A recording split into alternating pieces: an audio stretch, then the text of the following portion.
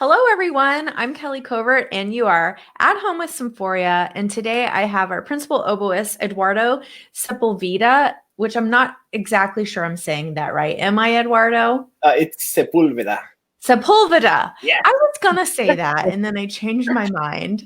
Well, Eduardo Sepulveda, thank you for being here. How are you? I'm good. Thanks for having me. I'm good. I'm spending the summer here in Cleveland.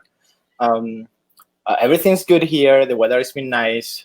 And yeah, I'm just gonna spend these summer months here and then move to Syracuse. Excellent. So what brings you to Cleveland? Like, why are you in Cleveland? So uh, I'm I finished my professional studies diploma at the Cleveland Institute of Music this last month. That's the reason why I'm here. I'm still here. Um, yeah. So I've been living here for the last 2 years, and now it's time to move to Syracuse. So I think people might not realize that you have been doing your position of playing oboe, principal oboe with Symphoria at the same time that you've been doing graduate work at Cleveland Institute of Music. Yeah, How the heck did you balance that out? I can't really tell. It's been crazy. I joined the orchestra in November, I think, and since then it's been just nonstop. Whenever I'm not playing with the orchestra, I'm traveling back to Cleveland to do some lessons and get some rehearsals and just do as much as I can. And then I'm back in Syracuse and then back here. And I don't know. I can't. I when you're under this kind of situations, you just have to keep going. There's no time to stop and think about it. You just keep doing it. You just keep traveling. You just keep doing the things and preparing. But yeah, it was a crazy semester. I bet. Well, good thing that you have youth on your side. It's amazing what we can do when we're young and not so much when we're older. Well, so since you've been back in Cleveland, have you been working on anything? Are you practicing anything? What's going on? Yeah, I mean, actually, I decided to take a break um, after I did my last recital that I actually did a mock audition for my teacher online, of course. Um, I kept trying to practice to figure things out, but then it felt like I was just working in circles. I wasn't really going anywhere.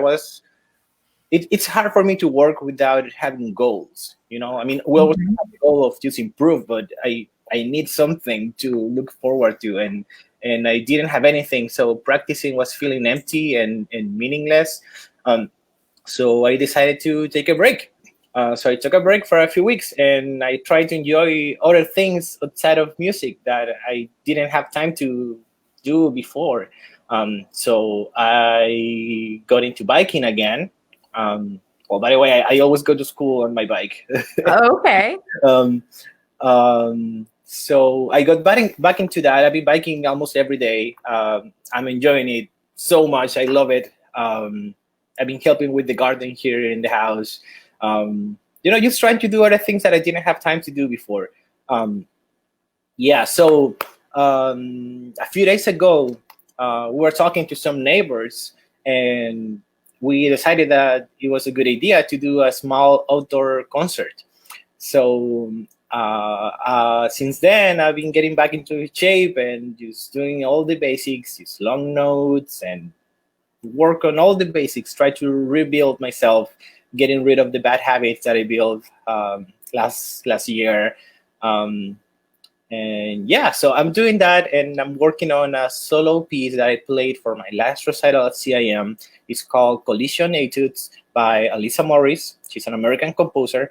She's an oboist, so she knows how to write for the oboe. She's great. She's an amazing composer. Um, and it's based on 6 paintings. It's a set of 6 short pieces based on 6 paintings by American woman.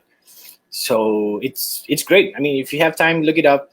Mhm. It's a really fun piece, and if you're an oboist, uh, check it out. It's great. She also has a lot of chamber music and solo works for all wind instruments. Oh, wonderful. Well, maybe we'll have the opportunity to play some of that since we are going to, it's Right. looking like we'll be doing some chamber music come this season. So that's something to look forward to. And, my mind, of course, always goes to how can we get our hands on this performance? So I'm asking you to have someone record it. Uh-huh. And Yeah. then we can share it with our Symphoria family too. They would really love that. Right. Yeah. Yeah. I also got my teacher on board. He's the principal oboe of the Cleveland Orchestra. So if we get it recorded, it's gonna be a good one for sure. Excellent. Excellent. Very good.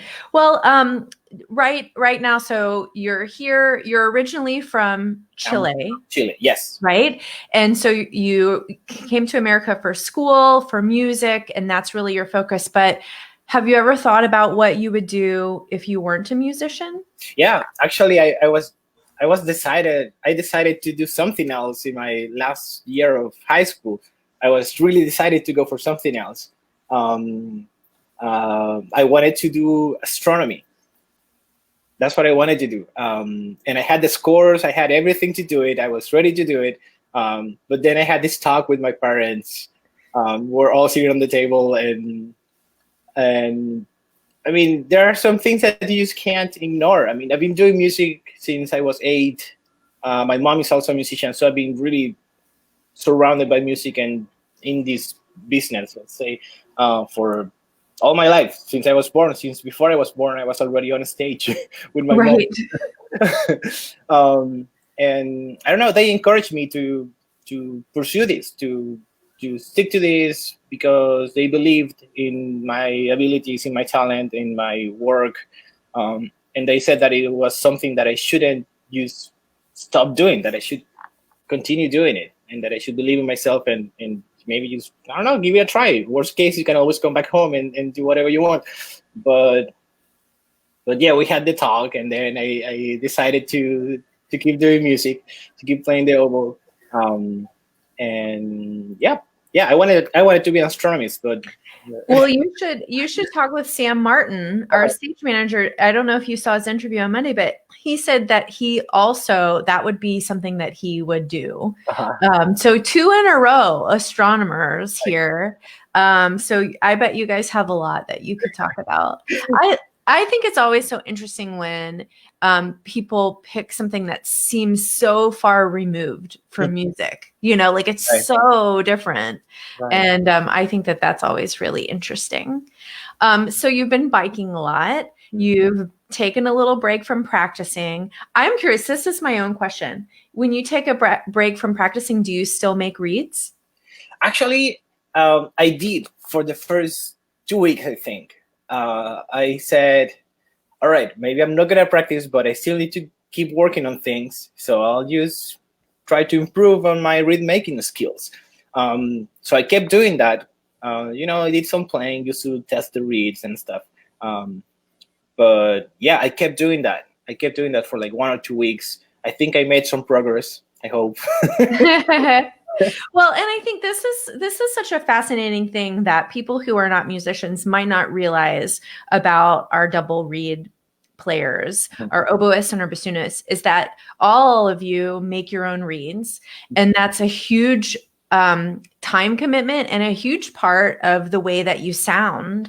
And just the smallest, tiniest things can affect the reed. The weather, the humidity, if it's really cold outside and it's really warm inside, all of these things can impact a reed that was maybe good at home and then not so good in the hall. So why don't you tell us a little bit about that process? Yeah. I mean, they change all the time. It's different everywhere you go. I mean, especially for me, since November that I've been traveling between Syracuse and Cleveland.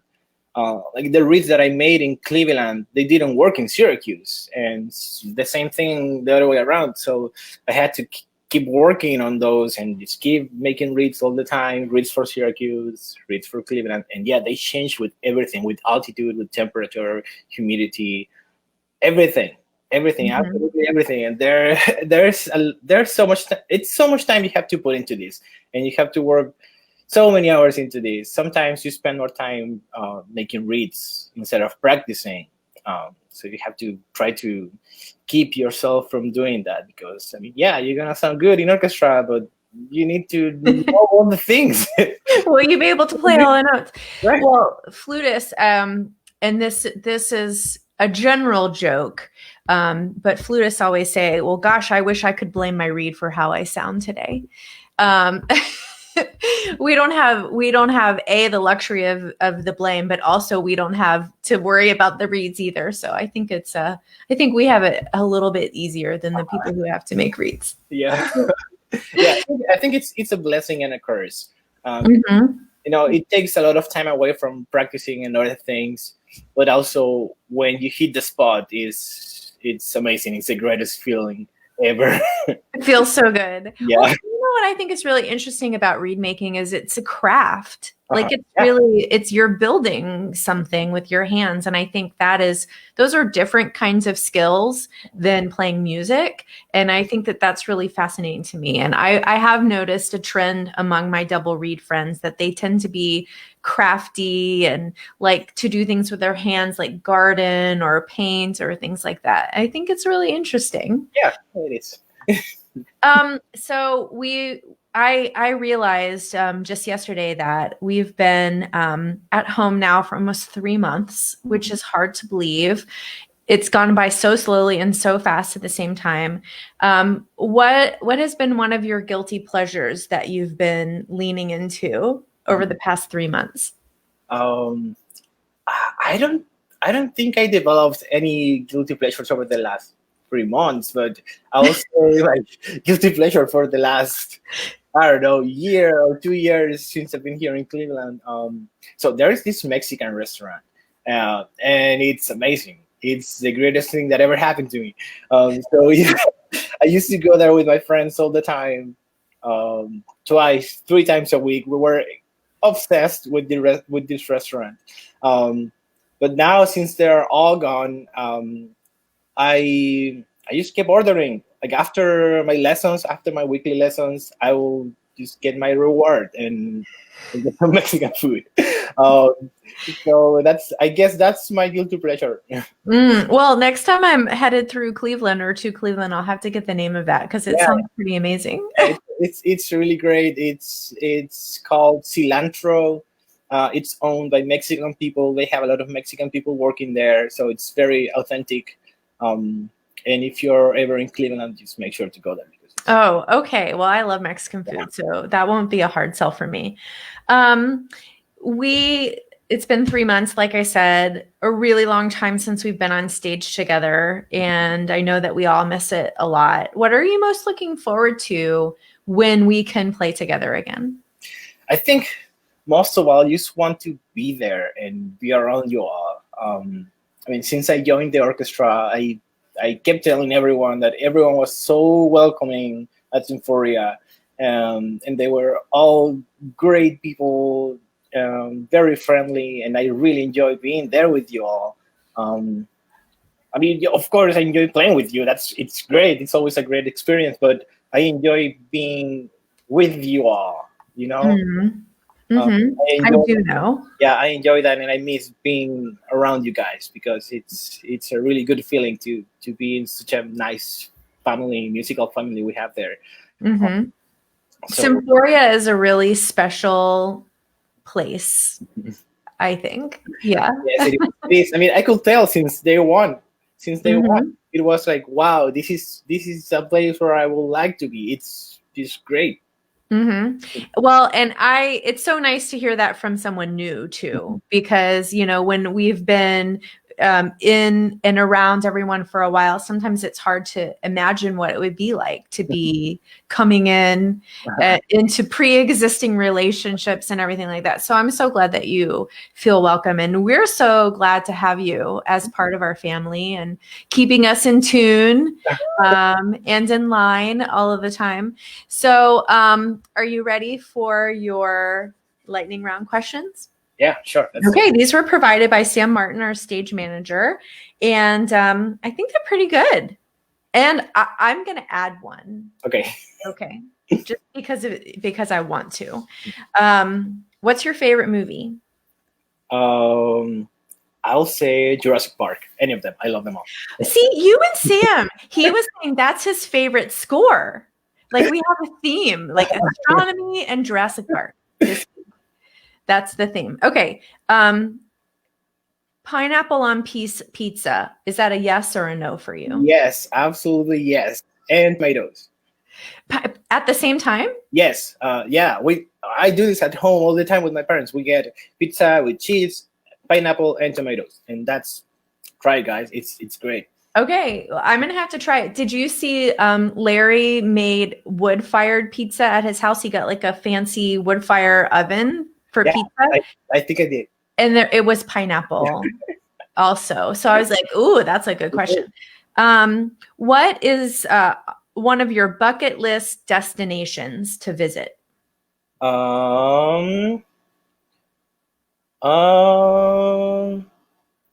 Venezia, in Italy.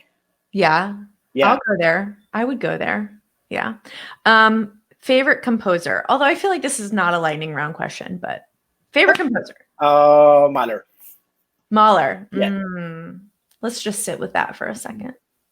Good stuff. Yeah. Also, hold on. My other guilty pleasure is having the end of Mahler Second Symphony on repeat for hours. I love it. Sometimes I do that when I'm listening to, to whatever. If there's a really good part, I'll just like back it up 30 seconds and listen to it like 5 times in a row because it's so good. Do you play anything besides the oboe?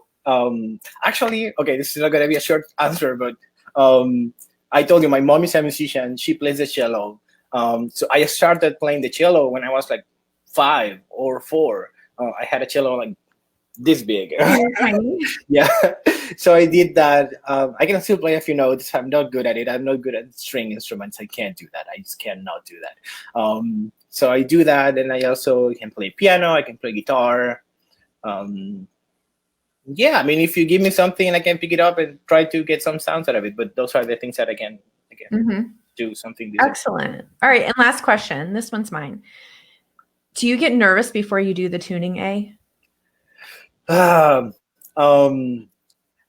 will say yes, but it's under control. Okay. Control. Yeah.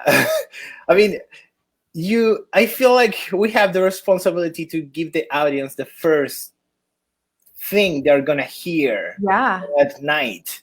So you want it to be as beautiful as possible. And also you have to make sure that it's all there, it's right in tune, it's right on the spot, and that everyone can hear you. Make sure you do a good service for your colleagues. Yeah, I mean, it's I don't know. More than nervous, I'll say that it's more like excitement. Oh, well, I like that. Well, I'm glad that it's you doing it, not me, because I just feel like it's a lot of pressure to put on one person. Yeah, it's a little pressure, but if you've been doing your work, if you've been working on your reads, and you just have to be ready. You just have to be ready and just hope for the best, because there's okay. This is the worst part. This is the worst part. So, there is always someone says something before the concerts. Or we're warming up, and then we stop warming up, and sometimes it's Pam or we have some guests say something, and then it's like 5 minutes between the last time we played a note and the time where I have to play the tuning A. So my reed is dry. I don't know if it closed or it opened in those 5 minutes. So I just have to hope for the best, because the reed changes when you don't play it for a minute. So that's the part that freaks me out, when we have to wait between or warm up and the tuning A. And these are things that people who are talking beforehand do not think about. Yeah. So we need to put a little asterisk. Remember that our Eduardo has to play an A. Please don't take very long for your opening comment. Yeah, I'm gonna share a secret with you all. So when Peter stands up and you get the applause for Peter, that's usually when I start to play the note. With the applause at the end of the you ease it in. Yes, yeah, that's my trick. That's my secret. That's smart. Yeah, because you don't never know what's going to happen with the reeds when it's been 5 minutes that you haven't played it. So I try to do that. So at the end of the applause, you're going to hear my note coming in. Mm-hmm. I was already playing from before, so that's Perfect. freak. Yeah. Well, in case you're curious, I'm always sending like really good tuning A vibes down to you. So. Much appreciated. Well, Eduardo, thank you so much for being here. This was a super fun interview today, and I hope you're well. And I look forward to the next time I can be with you on stage in our happy and joyful family of Symphoria. Thank you so much. Yeah, thank you. Bye, everyone. Bye.